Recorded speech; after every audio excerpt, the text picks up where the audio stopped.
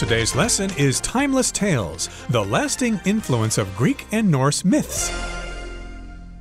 Hi, everybody. My name is Roger. And I'm Mike. And we're focusing on Europe today, especially about their mythology. And we're going to talk about some mythology from Greece, which is in southern Europe. And then we're going to talk about some Norse mythology, which is in the north part of Europe. And we've got some interesting stories that are often used in movies and TV shows and things like that. It definitely influences our culture in many ways. Absolutely. Western culture is generally based on sort of Greek and Roman civilizations. And of course, that's why we know a lot about their myths. Greek myths and the ones later sort of adopted by the Romans are very well known. And, you know, the subject of art and music and writing and some expressions. And even the days of the week and the months of the year are, of course, influenced by some of these old myths. So we're going to be looking at both the influence of the Greek, which is probably a bit more well known, and also the Norse myths, ones that are connected to, as Roger explained, the northern part of Europe, Norway, Sweden, Scandinavia, and the Vikings. This comes from the ancient Viking civilizations. So let's have a look at this and see how some of these old myths are still very relevant and affect our world in very real ways today. Timeless Tales, the lasting influence of Greek and Norse myths.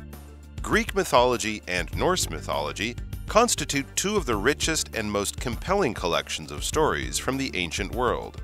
Through their dramatic and fantastic tales, both mythologies have had a profound cultural influence that lives on to this day.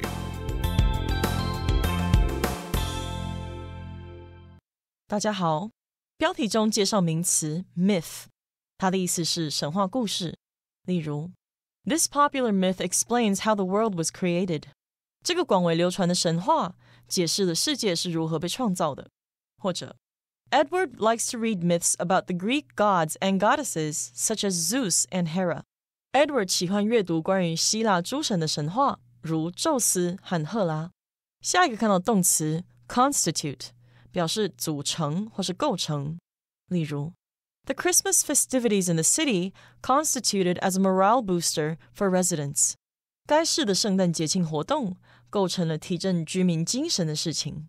或是 Several secret ingredients constitute my grandmother's pasta sauce. 我奶奶的意大利面酱里有多种秘方食材。再来看到形容词 compelling， 它的意思是引人入胜的，扣人心弦的，也可以是令人信服的。例如 Killian couldn't put the compelling novel down until she had finished it. Killian 没办法放下这本引人入胜的小说，直到把它看完。也可以说 The documentary offered compelling evidence of climate change. 这部纪录片提供了令人信服的气候变迁证据。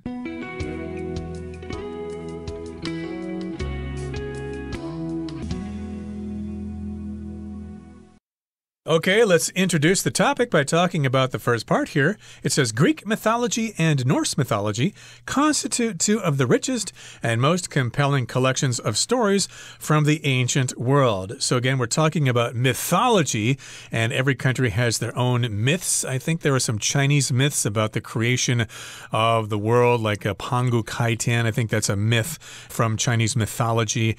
And so here we've got Greek mythology, which of course is mythology from Greece, or more specifically, ancient Greece. And then we've got Norse mythology, which is all about Northern European mythology, specifically Norway and the Scandinavian countries. And these two types of mythology constitute or make up two of the richest and most compelling collections of stories from the ancient world. Indeed, there are lots of very interesting stories from Greek mythology and Norse mythology. You could spend a long time reading different stories from all these different gods and these different people. They are very interesting, and it's even more interesting to read them in terms of how these stories were explaining natural phenomena, like what causes thunder and waves and storms and things like that. That's true. I think I read recently that some books about Greek myths are getting really quite popular with the younger generation. Gen Z, millennials, people like that are reading these books because, of course, they're very compelling, as it says there. And I think we also see a lot of the influence of these myths in video games and superhero movies. Thor, of course, is a name from the Avengers movies, but it's also a name from Norse mythology. And these stories, as it says, are compelling. Something that's compelling, it sort of activates your interest. It causes you to go,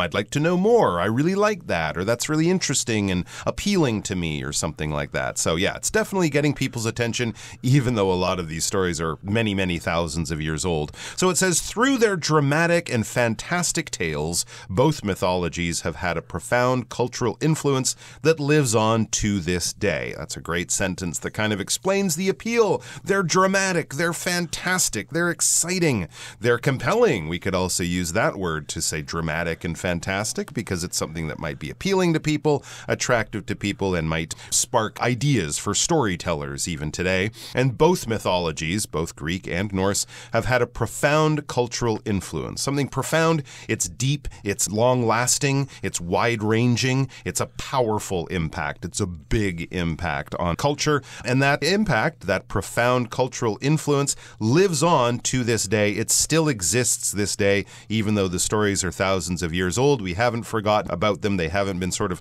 thrown in the garbage can of history and just sit on dusty library shelves. No, they're things that people still are actively interested in to this day. So let's have a look at some of these traditions, starting with some of the very well-known Greek myths. According to Greek myths, the gods are led by Zeus, who rules from Mount Olympus, along with other gods like Athena, Ares, Aphrodite, and Poseidon. These gods and goddesses embody various elements of life and nature, from wisdom and war to love and the sea. However, as powerful as they are, the gods are also subject to human emotions like anger, joy, pride, and fear. The hero's journey and the certainty of fate are among the major motifs of Greek myths. For example, despite being invincible, except on one heel, Achilles cannot escape the death in battle fated for him. In the end, he dies after being shot in the heel by a poison arrow, giving rise to the expression Achilles' heel. 第二部分介绍动词 embody， 表示体现、代表或是包含。可以说 The latest model of the car embodies both luxury and performance. 这款车的最新车型同时体现奢华与性能。或者 The statue embodies the spirit of the city. 这座雕像体现出这座城市的精神。继续看到名词 certainty， 它是指确定的事，也可以是确定性或是确信。例如 There is no certainty that we can complete the project on time. 我们无法确定能否按时完成专案。又或者说 I can say with certainty that I've never met her before in my life. 我可以肯定地说，我这辈子从未见过她。再来看到名词 motif， 表示中心思想或是主题。例如 The motif of the novel is the struggle between good and evil. 这部小说的中心思想是善与恶的斗争。也可以说 The film's motif centers around the idea of redemption. 这部电影的主题围绕着救赎的理念。后面介绍形容词 invincible， 指的是所向披靡的或是无法抵挡的。举例来说 When Melissa was young, her father seemed invincible. 在 Melissa 还小的时候，她的爸爸似乎是所向披靡的。又或者说 The hero of the movie had superpowers that made him almost invincible. 电影中的英雄拥有超能力，使他几乎立于不败之地。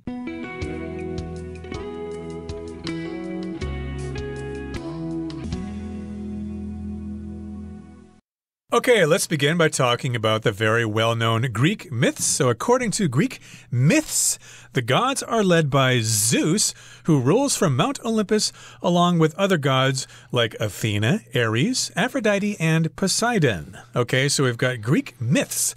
Don't be too worried about the word myth there, making it a plural, myths, because that is even very difficult for native speakers to say myths. myths. It's really weird, but we have to use it here in the plural. We're talking about Greek myths, and according to these myths, this is how they are set up. We've got the gods, and they're all led by the head god, the top dog, the number one, the head honcho, Zeus, and he rules from Mount Olympus. So he lives up there on top of that high mountain, and he's also living there along with other gods who are besides him up there. We've got Athena, Ares, Aphrodite, and Poseidon. Poseidon, of course, is the god of the sea. Exactly right. Those are the Greek names. You might also know the Roman or Latin names. That would be Minerva, Mars, Venus, and Neptune, but basically the same types of gods. These gods and goddesses embody various elements of life and nature, from wisdom and war to love and the sea.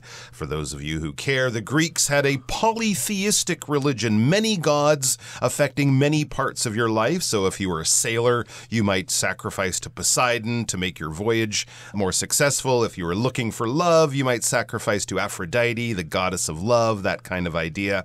So these many different gods and goddesses, sort of family for the Greeks to sort of imagine and pray to and get help from, and they embodied various elements of life and nature. To embody something is sort of to take that idea and turn it into a physical form. We can use this in a more realistic way, like with gods, saying Ares embodies the arts and violence of war. Ares was the god of war, so he embodies war and all of its challenges. Soldiers would pray to Ares for bravery in battle and things like that, because for them, Ares, this figure, this mythical god, was war in a person's body, was war in physical form. We can also use it in a more modern way to say someone is just really talented, possibly. You might say, oh, my friend is an amazing artist. He embodies painting. He lives for painting. He is painting. When you see him outside, he's got paint on his clothes, and that's all he does, that kind of idea. So it's sort of this thing, this belief or this pursuit or this hobby, but turn it into a person, put it into physical form. That person embodies that idea or that concept. So they embodied various elements of life and nature, from wisdom and war to love and the sea. And yeah, that goes from Athena, Ares, Aphrodite, and Poseidon, the gods and goddesses of all those things, all those parts of life. And here's the next sentence. It says, however, as powerful as they are, even though they are very powerful, the gods are also subject to human emotions like anger, joy, pride, and fear. So even though they are very powerful, they still are subject to human emotions. They're still affected by human emotions.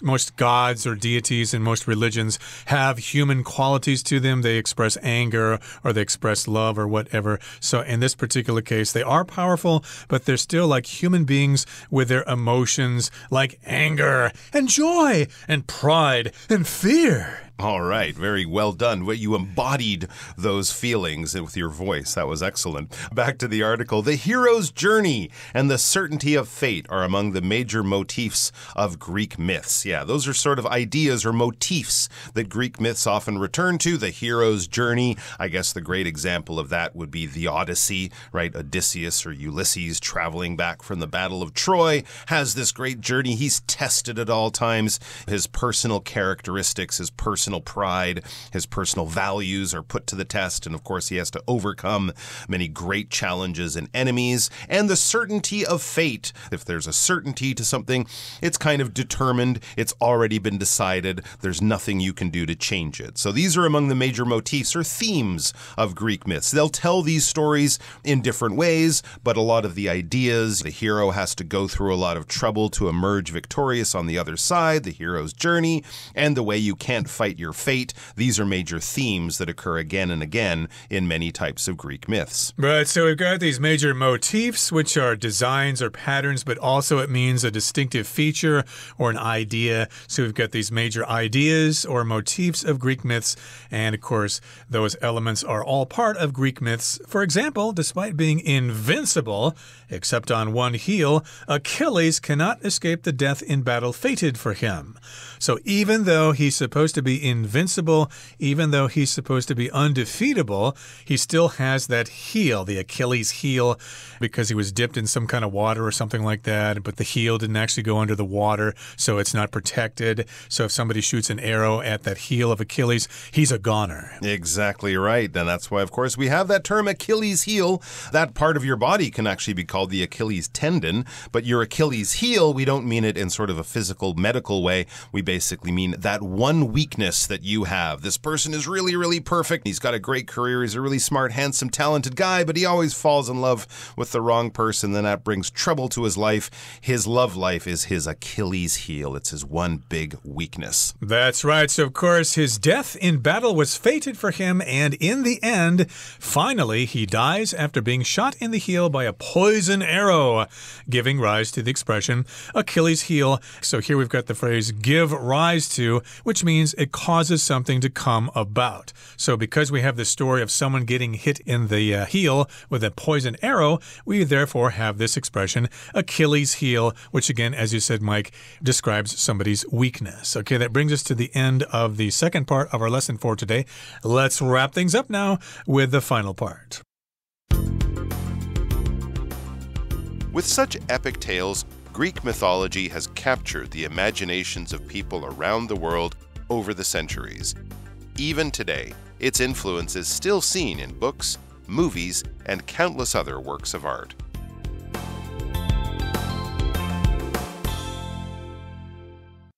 第三部分看到形容词 epic， 表示史诗般的或是宏大的，可以说 The epic story was over 1,000 pages long.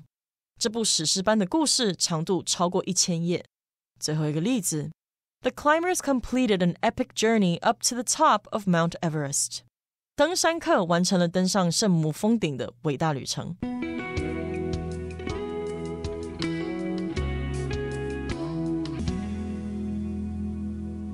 All right, now it's time for the final part of our article, which kind of wraps up this first section, day one, where we've been looking at Greek myths and their influence and effect and relevance to the modern world we live in. Tomorrow, we'll turn our attention to Norse myths, myths from the Vikings about Thor and Odin and whatnot. But yeah, let's have a look at our final part here. It says, with such epic tales, Greek mythology has captured the imaginations of people around the world over the centuries. It is kind of strange when you think about it. Even though Greek mythology has no sort of religious relevance, I don't really know of anyone who prays to Zeus and sacrifices to Aphrodite anymore. There aren't Greek god temples around the world that aren't just tourist attractions. I don't think a lot of people see this as a living religion, but we're still talking about them. They still have an influence. We're still reading books about these epic tales, and maybe that's part of the reason why, because if something is epic, especially when we're talking about a story or something, it's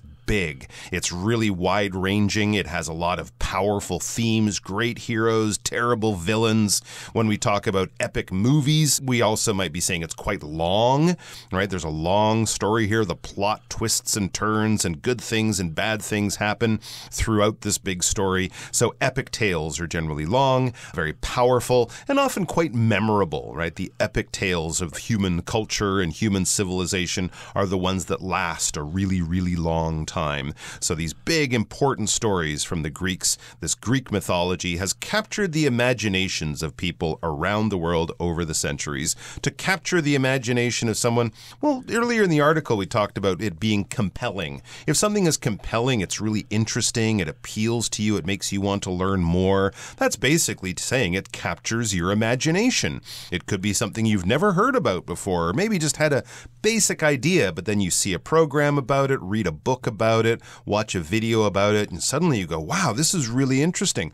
I want to learn more. I'm going to do this on my own. It's an interest or a passion even that's sort of been activated or caused in me, and I'm going to go out and I'm going to find out about it because I really like it. I really enjoy it, and I definitely want to spend more time learning about it. So these have captured the imaginations of people around the world over hundreds and hundreds of years, over centuries, even up to today in the 21st century. That's right. They are described as epic tales, and epic here does usually refer to a very long story, oftentimes written as a poem or even recited as a poem, like the Iliad or the Odyssey or whatever. And I think the Bhagavad Gita and the Ramayana, Gilgamesh. Those are all epic tales as well, written in poems, and people, of course, love those stories.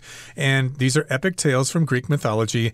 And yes, indeed, lots of people like those stories. They're really cool, but it also reminds me that there are probably other mythologies around the world that we don't know about, maybe several from Africa or from Central Asia or from Persia or whatever. I'm sure there are lots of wonderful stories around based on mythology, but again, we're focusing on Greek mythology today, and we'll talk about Norse mythology in our program next time. So even today, its influence is still seen in books, movies, and countless other works of art. So yes, there are lots of books out there that talk about mythology. I think there were some bestsellers a couple years ago. Circe, was that one of them? I think was pretty common for young readers. That was quite popular. It's based on Greek mythology. And maybe you've heard about the Percy Jackson books and movies. They have been popular as well. And I think we haven't heard the last of Greek mythology, but we've got even more to talk about next time when we talk about Norse mythology. We look forward to seeing you then. But before we say goodbye today,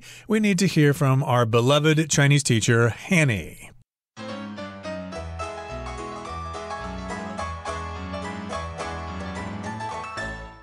各位同学大家好，我是 Hanny。 我们来看今天的文法重点。课文第二部分提到，根据希腊神话，诸神由宙斯领导，他跟其他的神一起在奥林帕斯山上统治。文中是用片语介系词 according to， 它可以表达根据什么所说，那么之后是接人或事物来说明来源或是出处。那我们也补充一下 according to 的其他意思。第一个我们可以用来表达依照，像依照什么的指示，这时候 according to 后面常常会接规则啊，或是说明。例如 Please install the software according to the instructions on the website， 请依照网站上的指示说明来安装软体。第二个我们可以用 according to 去表达取决于什么，根据什么而定。那这时候后面常常会接某一种分类评量的标准，像是 They arranged the books according to size， 他们根据书本大小来排列书籍。好，同样在课文第二部分有一句写到，尽管他们力量强大，但这些神也会受到人类情感像是愤怒啊、喜悦、骄傲和恐惧的影响。文中是用as powerful as they are 来表达尽管他们力量强大。那不晓得同学们有没有觉得有点怪怪的，这个句子没有 though, although, while 之类的连接词，那怎么会有尽管的语义呢？其实句子里面的这个 as powerful as they are 也可以写作 powerful as they are。 那这个形容词 powerful 后方的 as 意思就相当于 though， 表达虽然尽管。像这样的句型结构，我们用形容词或副词加上 as 或是 though， 再加主词，再加 be 动词或一般动词，那这是引导让步副词子句的倒装句型，目的就是要强调句首的形容词或副词。只是使用时要注意两个重点。第一个重点是句型里面我们只能用 as 或是 though， 不能使用 although。第二个重点是美语当中常常会在强调的形容词或副词前面加上 as， 就像课文句子它有在 powerful 的前面加了 as。 好，我们造个例句。 Although he tried hard, he couldn't finish it on time。 尽管他很努力，但就是无法准时完成。我们现在要强调副词 hard， 就先把它移到句首，变成 hard although he tried。 可是这时候我们不能用 although， 要把它改成 as 或者是 though， 所以句子会变成 hard though he tried， 或者是 hard as he tried, he couldn't finish it on time。 那当我们使用 as 的时候呢，这个 hard 前方还可以加上 as， 也就会变成 as hard as he tried, he couldn't finish it on time。 好，那么以上今天重点整理，我们来回顾今天的单字吧。 Myth. The myth of Prometheus explains how humans received fire. Constitute. 5 players constitute a basketball team. Compelling. Genevieve's speech was so compelling that everyone listened closely. Profound. Calvin felt a profound sense of sadness after hearing the news. Certainty. The certainty of the outcome made it easier for the team to prepare.